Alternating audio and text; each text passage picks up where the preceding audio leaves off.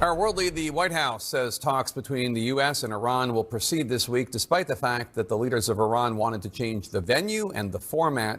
But military strikes are still on the table if diplomacy fails. President Trump weighed in earlier today during an interview with NBC. Should the supreme leader in Iran be worried right now? I would say he should be very worried, yeah, he should be. As you know, they're negotiating with us. I know they are, but the protesters have said, you know, where are the Americans? You promised them we would have their back. Do we still have their back? Well, we've had their back, and look, that country's a mess right now because of us. We went in, we wiped out their nuclear. So that's the question. If we want them we out, have peace in the Middle East. Here to discuss, Republican Congressman Mike McFaul, of Texas. And Congressman, there's a Mike McFaul also, although he was ambassador to Russia. Yeah, so sorry.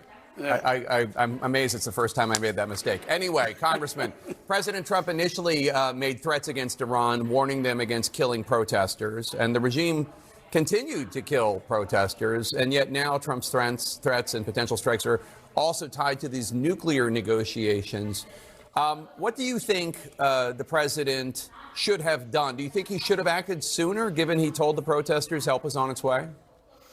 Well, I think, look, this is the largest state sponsor of terror that we're dealing with. I think after Maduro, every adversary like the Ayatollah should be in a little bit of a fear factor as to what this president may or may not do. The people of Iran, ultimately, it's their decision to make, in my judgment. And they lack really three things. They don't have a leader, they don't have the weapons necessary, and they don't have the communications that they need. I would urge the president to get Starlink up and running so they can have communications both inside and outside of Iran.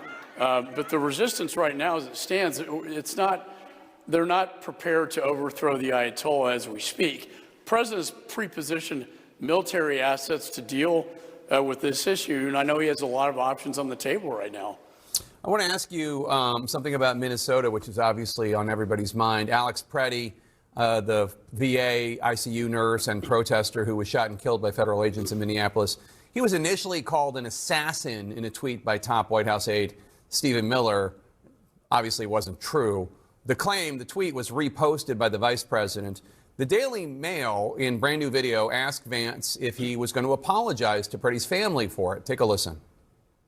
Have you apologized? Did you plan to apologize to the family of Alex Preddy? For what?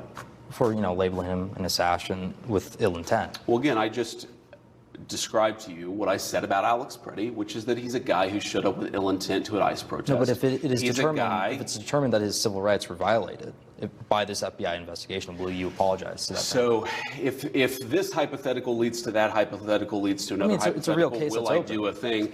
And again, like I said, we're going to let the investigation determine. We're going to let the actual law come to the surface and figure out what happened.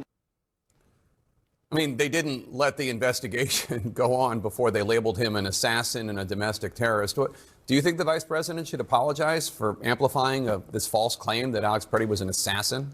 Well, I think that's up to the vice president to apologize for his statement or not. He was clearly not an assassin. I think the videotape, demonstrates that fact.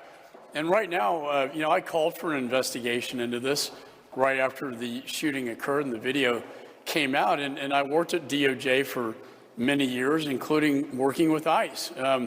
And now it's up to the Civil Rights Division at the Department of Justice to investigate this crime scene to determine if there's predication to go forward with legal action or potentially an indictment. So, look, the investigation should be fair. It should be independent of DHS, which it is.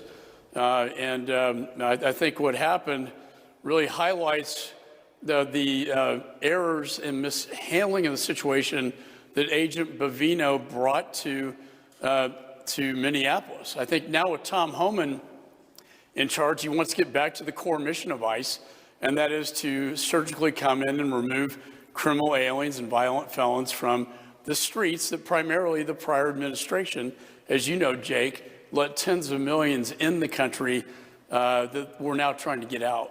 Republican Congressman Mike McCall of Texas. Always good to see you, sir. Thanks so much. Thank you, Jake. For years, many have pushed Congress to hold